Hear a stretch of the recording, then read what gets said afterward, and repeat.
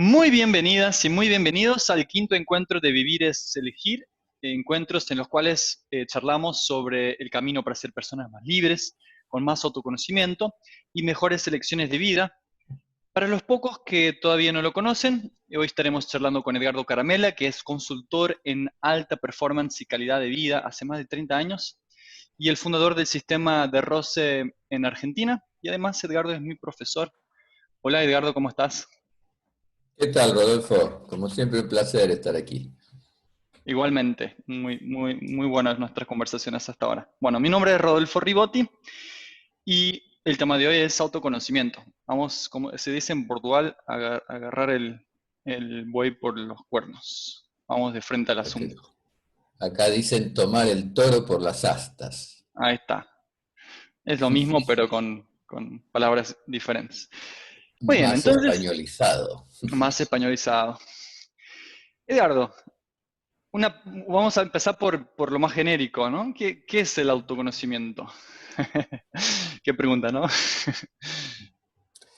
Sí, o sea, se lo puede abordar de distintas formas, pero es algo muy simple y muy necesario, simple por el hecho de que todas las personas necesitamos ir sabiendo más quiénes somos.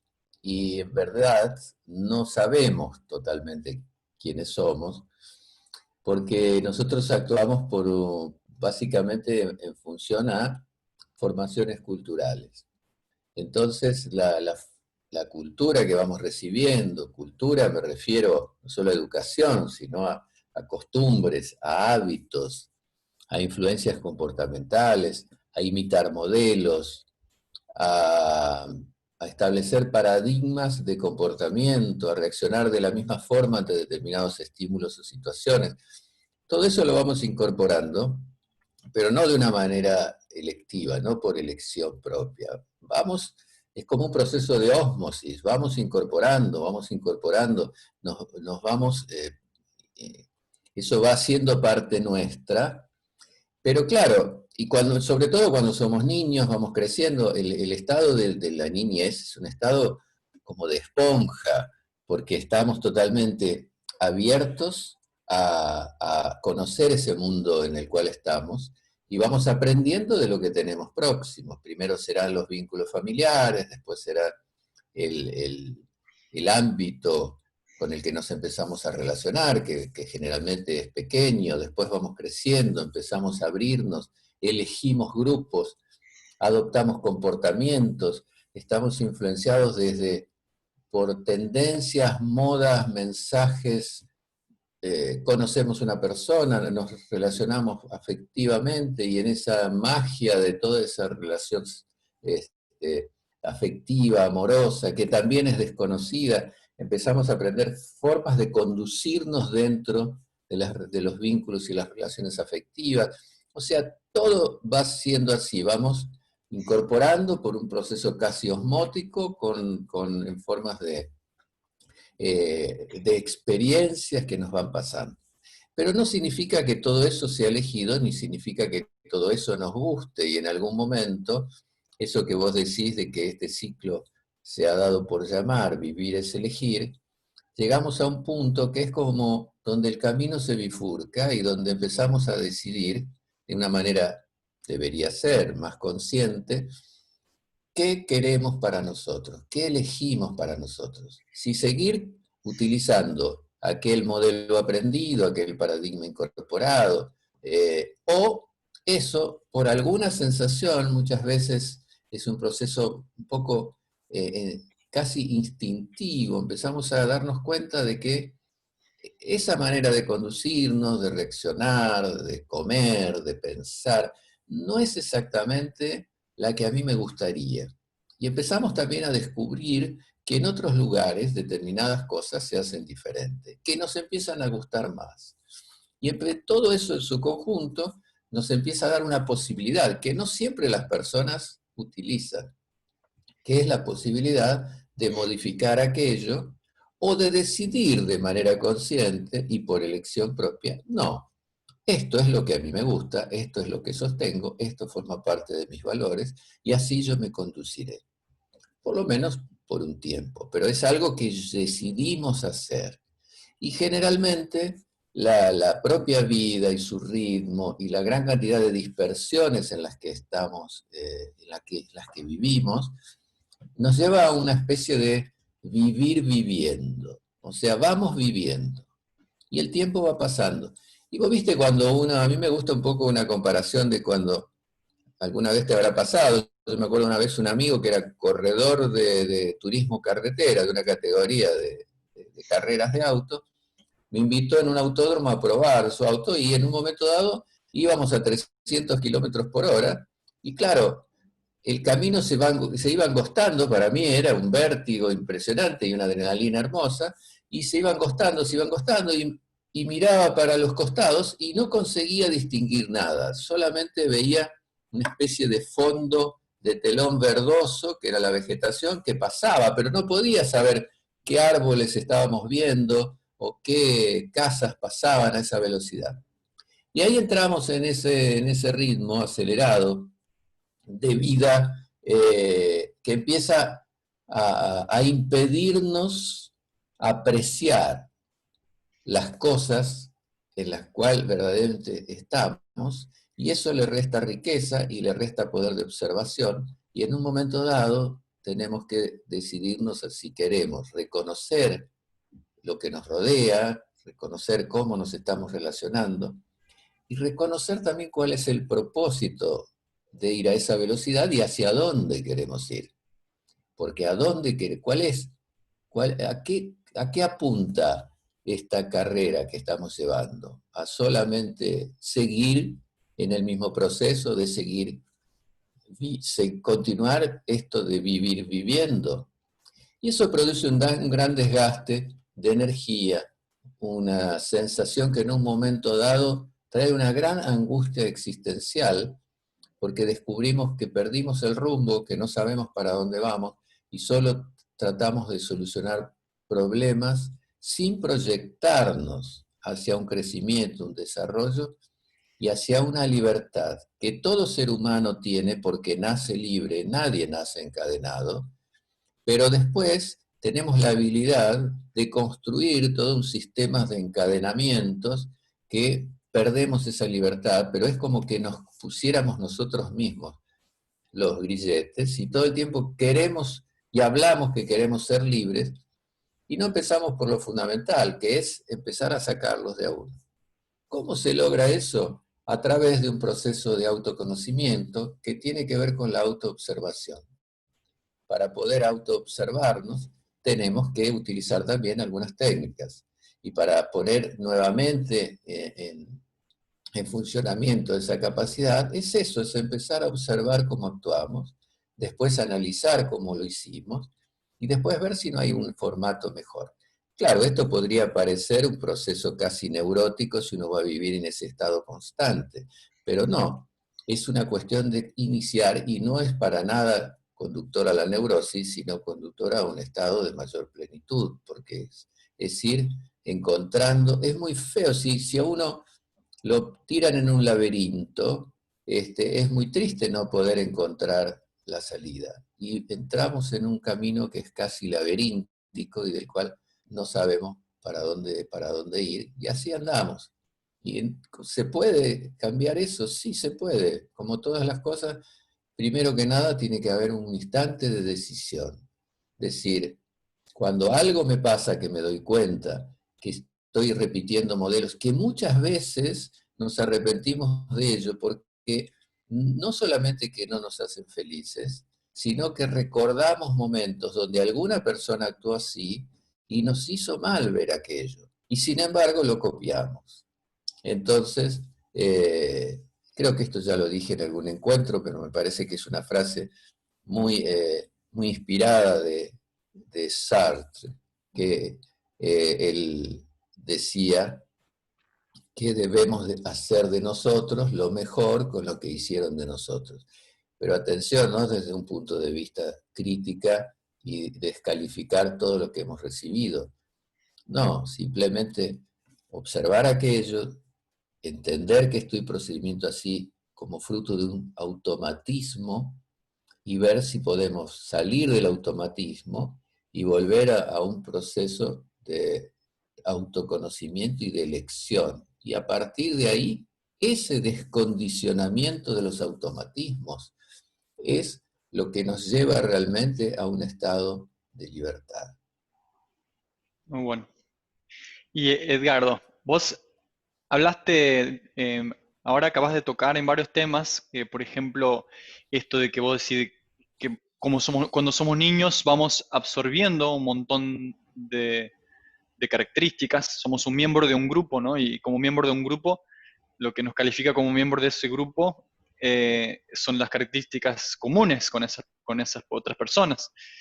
Y entonces quería ir un poquito más, ir de a poco, ir más al concreto y ver qué tipos de autoconocimiento hay. A veces estamos hablando de comportamiento, a veces estamos hablando de lo que deseo, por ejemplo, lo que vos decías de qué es lo que quiero ser. Pero también hay otros tipos de autoconocimiento, ¿no? Uno puede conocerse mejor, no sé, su cuerpo. No sé si querés, si tenés como dar una imagen un poco más, Sí, de en varios realidad tipos. no hay, Sí, claro, no hay distintos tipos de autoconocimiento. El autoconocimiento es un proceso que nunca termina. También eso hay que entenderlo. No es que yo hace 33 años que practico esto y lo enseño, y no significa que mi proceso de autoconocimiento esté terminado y yo tenga título de persona autoconocida y a partir de ahora ya está. No, al contrario, a medida que voy avanzando en edad y en experiencias, voy dándome cuenta cuánto me falta todavía y cuánto más hay, y es un proceso y un aprendizaje y una meta, todo junto.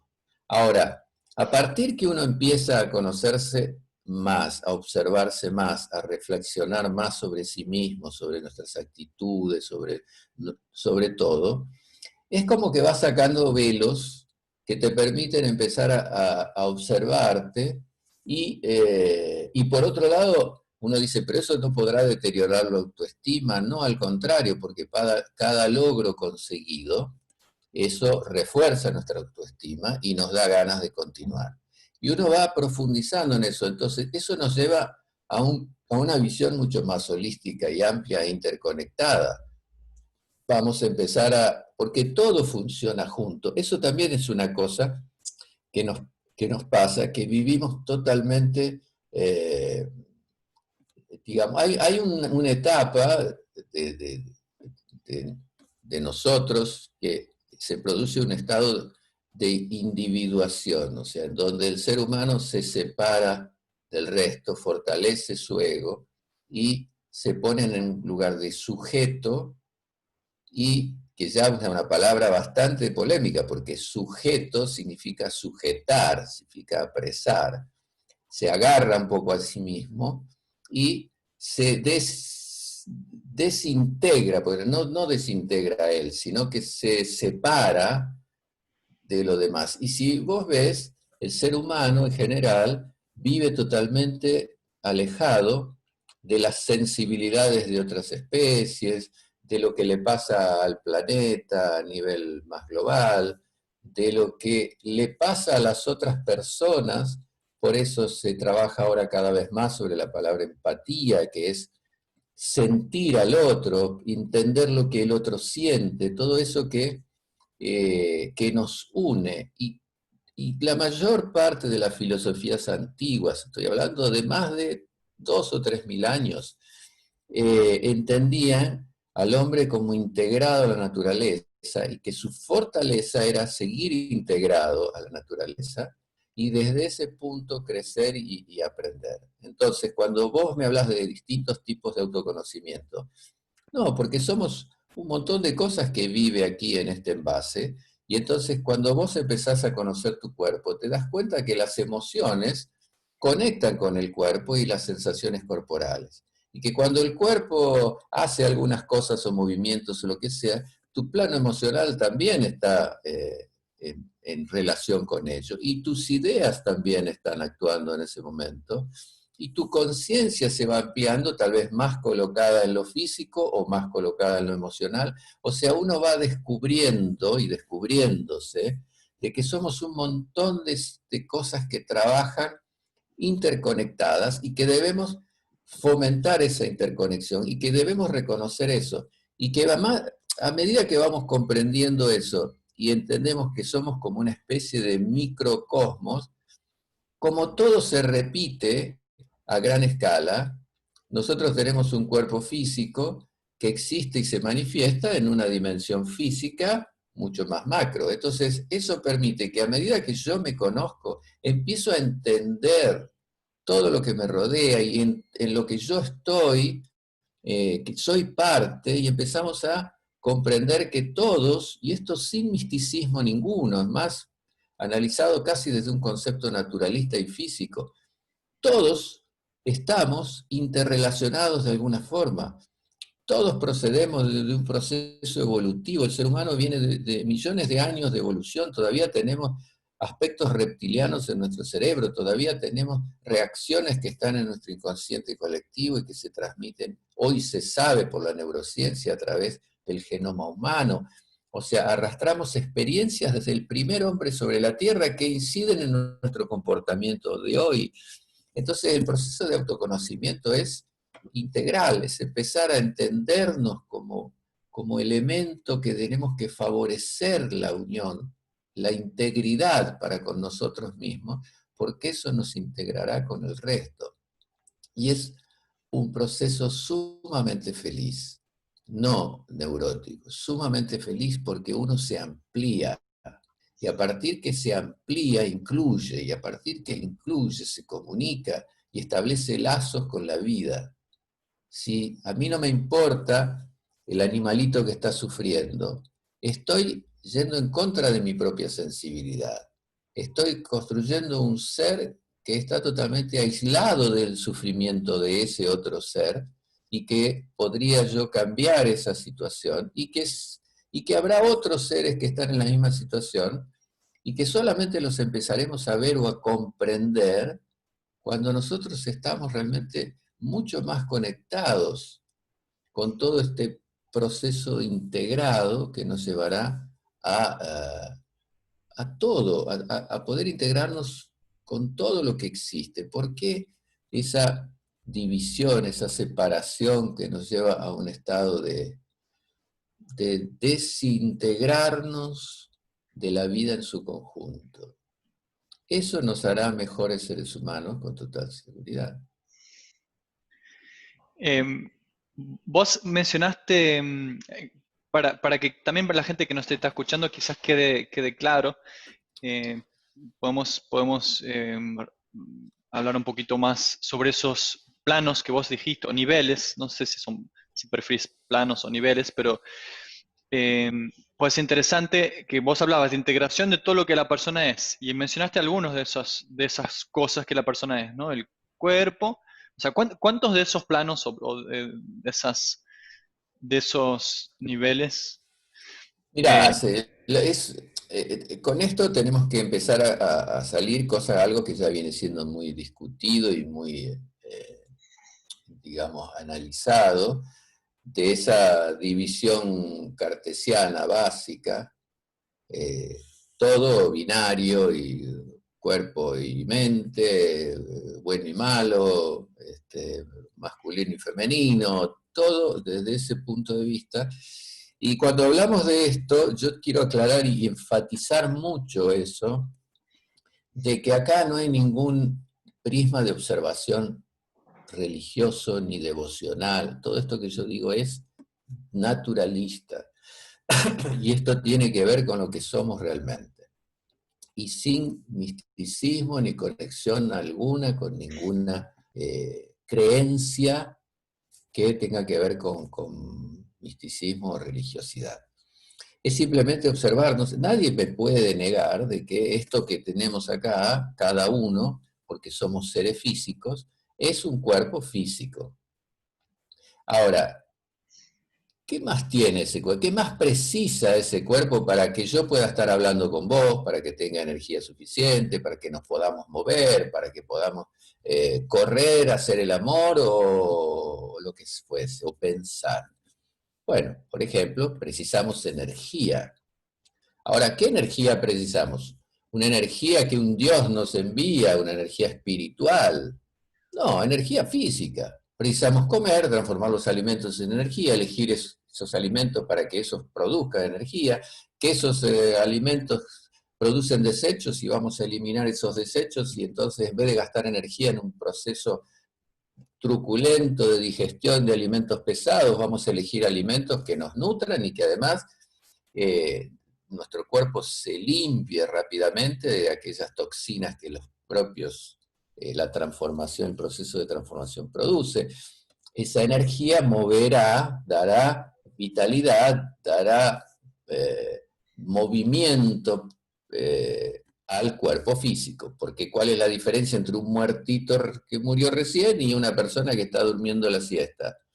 Que este se va a ir deteriorando poco a poco, en pocas horas, porque no hay energía biológica que genere los procesos que mantiene la vitalidad. Y este no, porque está en la misma posición, igual, el mismo tiempo allí, sin embargo que su vida biológica continúa funcionando, recibe oxígeno, elimina anhídrido carbónico, bueno, todo eso. Entonces, este envase que vemos, que es un cuerpo físico, tiene algo muy poco visible, pero que sí se percibe, que es energía física. Si yo hago así durante un minuto, siento calor. ¿Qué es el calor? Energía térmica, generado por fricción. Bueno, entonces producimos energía. No hay ninguna duda, necesitamos energía. Los físicos más reconocidos, a mí me gusta mucho seguir a aquella especie de grupito que habían formado, que empezaron con la física cuántica y demás, que eran Mark Planck, Einstein y Schrödinger, que fue una celebridad, recibió 3 premios Nobel y demás, y, y él explicaba claramente, no hay proceso evolutivo en la naturaleza que no necesite de energía. Si no hay energía, no hay vitalidad, no hay proceso evolutivo posible. Lo que no crece, decrece. Entonces, tenemos un cuerpo físico, tenemos un cuerpo físico-energético que le da vida a eso. Pero también si nos enojamos con el vecino, sentimos rabia, sentimos cosas, sentimos situaciones, sentimos calor, sentimos sudor, corazón que se agita. O sea, hay emociones. Somos ampliamente emocionales. Somos mucho más emocionales, decimos nosotros tenemos razón. Somos bichos, la razón la apagamos ante el primer enojo, ante el primer brote de celos, ante la que sentimos como injusto, o sea, la razón pasa a segundo plano, por eso hay tanta gente que mata a otra, porque vive en estado emocionada y hace lo que después, de lo cual se arrepentirá tal vez todo el viaje. Entonces, ¿qué es la emoción? La emoción es una poderosa energía que nos mueve.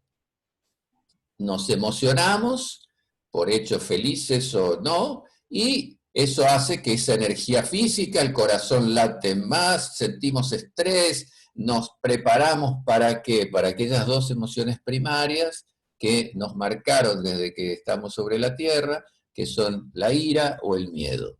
Nos preparamos para una acción física, la energía esa nos lleva a preparar el cuerpo, a tensarlo, a tener más calor, más sangre circulando, para luchar o huir. Y toda una serie de subemociones, que es así, que hoy refrenamos porque somos seres sociales y civilizados y cada vez que tenemos alguna de esos brotes no vamos a matar al otro o a salir escapando. O sea, entonces tenemos también un plano emocional, un cuerpo emocional que está acá adentro, pero que no lo vemos, solo lo sentimos cuando el monstruo crece.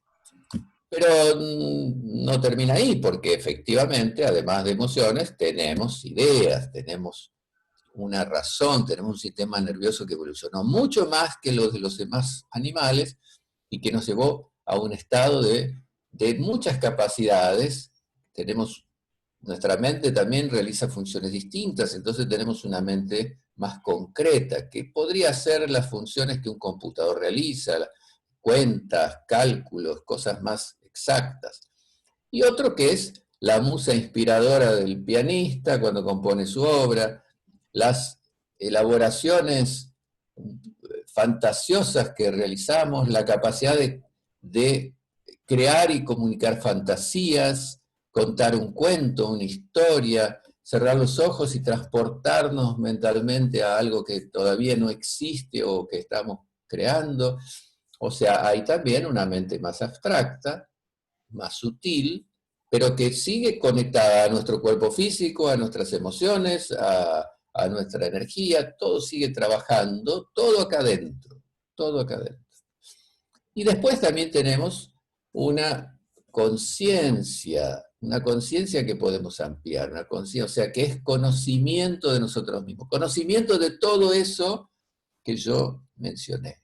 Esa conciencia que se amplía, esa especie de inteligencia ampliada, está conectada a la intuición. Tenemos intuición, todos tenemos intuición. Existimos gracias también a la protección de la intuición, porque el ser humano en sus épocas antiguas, cuando vivía en las cavernas y demás, no tenía Google para que le diga qué hacer, no tenía un libro para aprender, no tenía un maestro que le enseñara. Él tenía que enfrentar cosas nuevas todo el tiempo y tomar decisiones que del único lugar donde las podía traer era del plano intuicional. Intuía que aquella cosa que se me acercaba no era peligrosa y me confiaba o me arrimaba. Intuía que el agua de este pozo podría ser bebible y probaba, y si le erraba, me intoxicaba. Y así iba viviendo, aprendiendo y a través de experiencias y procesos empíricos y transmitiendo los resultados de sus experiencias a sus descendientes, que fueron catalogando eso y sabiendo qué cosas sí, qué cosas no y demás, pero generalmente basadas en un proceso intuicional. ¿Podemos ampliar eso? Sí, por ejemplo, esto que está tan de moda en la actualidad, que se llama meditación y que pocos realmente saben lo que es o lo que es meditar en serio y no de manera folclórica. Y no estoy descalificando a nadie, pero es verdad, porque tiene todo, necesita de una preparación para eso y de una disciplina. Bueno, tenemos también aquí intuición. Entonces tenemos mente, que elabora ideas, que tiene creatividad y que también hay una intuición. Y hay otras cosas más, pero ya con eso tenemos bastante para empezar. Y cada uno de estos, llamémoslo cuerpos para diferenciarlo, existe y se manifiesta en una misma dimensión, en un plano universal. Si yo me muevo en este ámbito en el que estoy ahora, que es el ámbito físico, porque soy un ser tridimensional que puede moverse, lo hace cómodamente en una misma, en un mismo cuerpo, este cuerpo se existe y se manifiesta en el ámbito físico, también tridimensional. Y esa relación se mejora a partir que yo me conozco y que sé que tengo todo eso y que reconozco todo eso y que hace entonces que preste más atención a mí mismo, porque no por una cuestión egoísta, pero si yo reconozco la importancia que tiene un cuerpo físico en mi desplazamiento, en mi percepción de una caricia, en mi capacidad de dar una caricia, en tener los sentidos físicos, percibir, todo eso hace que mis capacidades se vayan ampliando y de que entienda que no debo quedarme solo encerrado en esta burbuja, que incluso ni siquiera conozco, y pueda ampliar todas las vías de conexión que me van a permitir relacionarme en una dimensión mayor. Sería eso, no sé si respondí tu pregunta. Sí.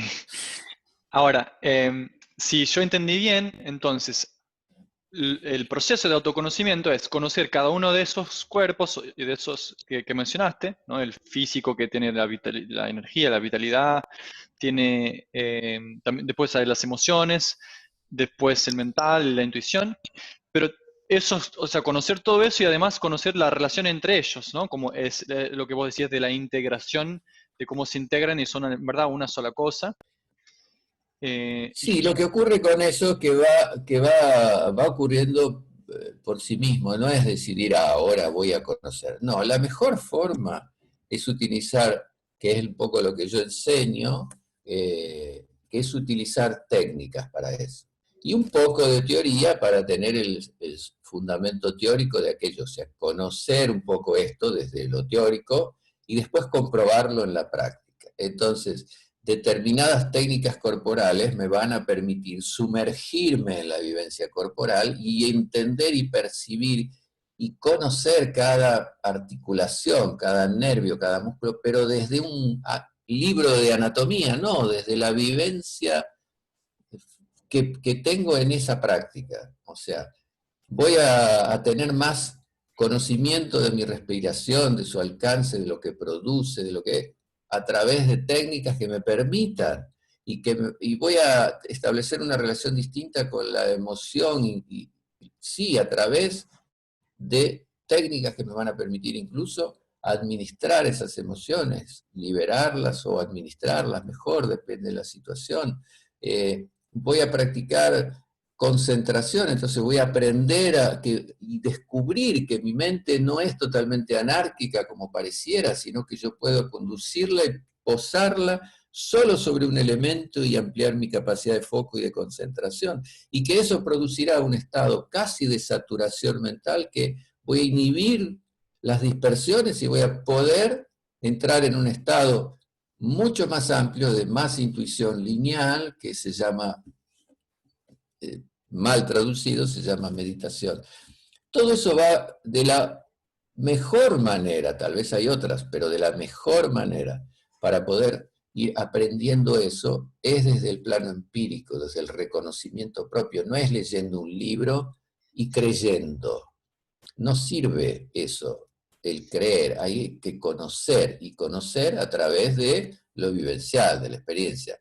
Lo otro me da una base teórica para entender mejor, pero lo que realmente vale, si yo le digo a alguien que nunca sintió, nunca estuvo enamorado, nunca, no sabe eso, que es enamorarse, no va a poder entender, por más que lea novelas de amor o vea películas de amor, no va a comprender. Ahora, el día que tenga su primer proceso de enamoramiento, va a darse cuenta todo lo que eso significa, la emoción que producía, el latido del corazón, la decepción cuando su enamorada lo deje, qué sé yo, todas las cosas que son parte de eso que es experimental.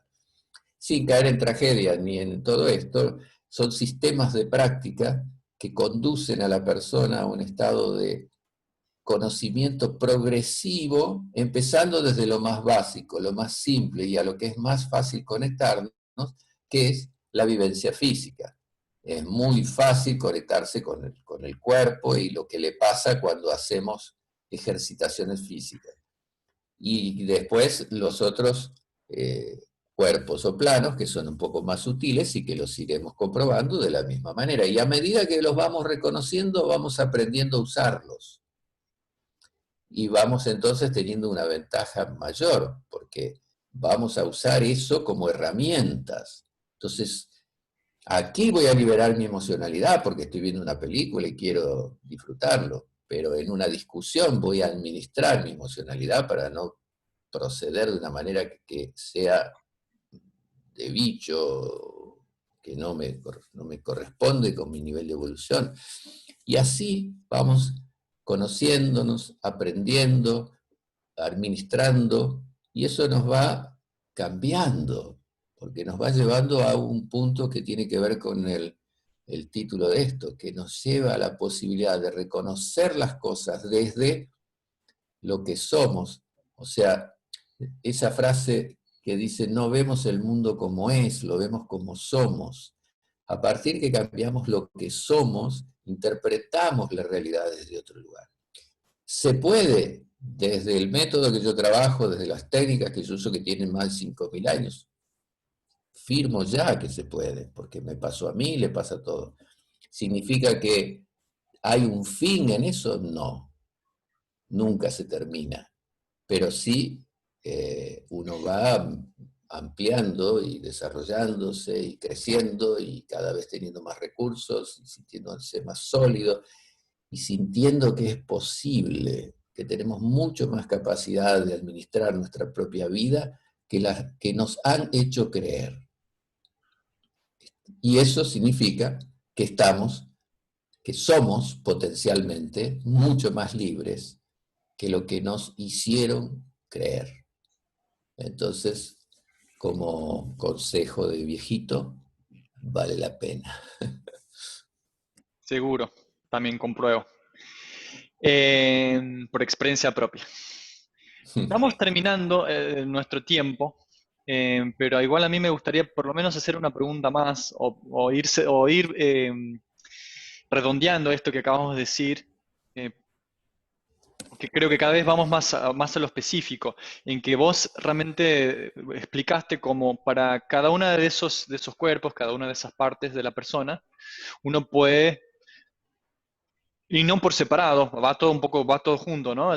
Lo que quisiste decir también es que Mm. uno se va dando cuenta de que es varias cosas, pero no puede analizarlo de quizás de una forma tan separada. Pero en esas técnicas, las técnicas que vos enseñás, pues es como si fueras de repente un estudioso de cada una de esas partes y también del todo. Entonces, no es exactamente ir a una biblioteca a leer un libro, pero es como tomar el cuerpo como un objeto de estudio, después tomar las emociones como un objeto de estudio, después tomar la mente como un objeto de estudio y ver cómo todo eso es en verdad una cosa que se interrelaciona. Y esa es una parte del autoconocimiento, ¿no? Me parece. Y después, conociendo eso, realmente uno, como decías al inicio, ok, yo conozco mis partes, entonces puedo, digamos, una forma, construirme como me gusta más. Como si fueran ladrillos que uno digamos, eh, Sí, uno va, si uno, por ejemplo, si uno le pregunta, cosa que yo hago en mis clases, o sea, vamos a hacer una rápida revisión de cómo nos encontramos, o sea, cómo es su relación hoy con su cuerpo físico. Y ahí te vas a encontrar que hay gente que está totalmente de vacaciones con su cuerpo físico, que no lo atiende, que cree que siempre va a funcionar, entonces no tiene hábitos saludables, es totalmente sedentario, está excedido de peso, tiene una vida colmada de medicamentos para poder seguir andando, o sea, es muy habitual encontrar eso. Se piensa que a partir de que uno tiene más años, eso tiene que llevar a un estado de deterioro y casi de decrepitud. Y eso es otra mentira, porque verdaderamente no es así. Ahora, claro, uno tiene que dedicar un poco de tiempo. Y tampoco es que, no tengo tiempo. No, bueno, no es tanto tiempo, es destinar un poquito de tiempo diariamente, así como destinamos a higienizarnos o a comer o a lo que sea, vamos a trabajar un poco sobre ese cuerpo físico. Y después, si tengo que trabajo a 15 cuadras, camino a esas 15 cuadras y estoy de una manera usando el vehículo como transporte, y dándole alimento a aquello. Nada más. Es así, es empezar a prestar atención a que necesitamos de esta integralidad. Y esto ya lo decían, hay un antiguo maestro muy reconocido, que se llamó Shivananda, que decía, la práctica unilateral no es benéfica para el practicante. Por ejemplo, ¿qué quería decir eso?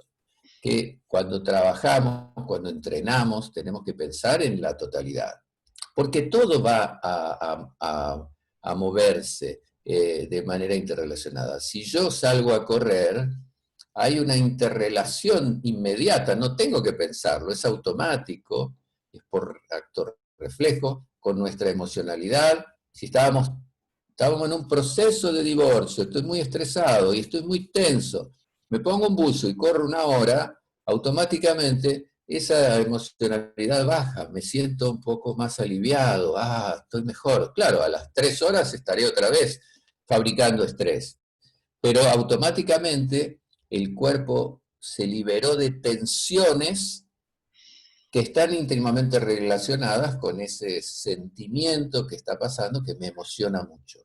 Entonces, si voy a cantar, mi emocionalidad cambia porque me pone feliz, porque me expresé, porque me conecté con la alegría, con la expansión y demás. Y también mi cuerpo se beneficia por ello. O sea, hay un proceso de ida y vuelta todo el tiempo, todo el tiempo está interconectado. Por lo tanto, no es solamente agarrar una cosa, sí, ponemos más énfasis en esto, sí.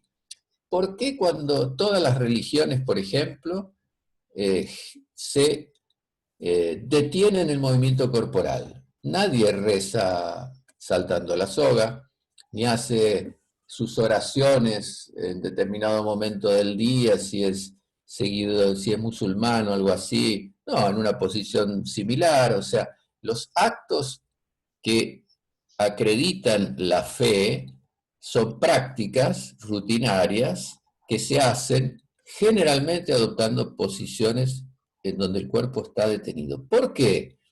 ¿Por casualidad? No, porque siempre supieron que si mi cuerpo está en movimiento, estoy prestando atención a ello y les saco atención y energía para poner ahora en este acto de fe, de devoción plena, donde toda mi fuerza, mi ser está ahí, está en esa oración, está en ese acto que estoy realizando. Entonces debo estar quietito. Y eso es en ese momento que estamos ejercitando el cuerpo, vamos a poner un poco más de atención allí. Pero vamos a seguir respirando, vamos a seguir haciendo otras cosas paralelas que trataremos que también sean conscientes y guiadas desde nuestra cabina de mando, y eso nos va llevando a un estado de más concentración, reconocimiento de lo que estamos haciendo, toda una serie de autoconocimiento progresivo que viene solo. A lo que quiero decir es de que empieza a producirse, no es algo tan complejo. Se empieza a producir también como consecuencia de lo que estamos realizando. Por eso estas estructuras de filosofías con técnicas y prácticas ayuda mucho porque no precisamos hacer nada más que las técnicas. Y eso nos va llevando a un proceso de cambio y de autoobservación mucho más profundo. Es Genial, fácil. Edgar. Es fácil, hay que empezar nomás. Y es muy placentero. Bueno, ahora sí que terminó nuestro tiempo. Edgardo, siempre son muy agradables estas conversaciones, se aprenden mucho. Te agradezco una vez más por estar acá y nos veremos la semana que viene. Así será. Un gusto como siempre y un abrazo grande para vos. Un abrazo.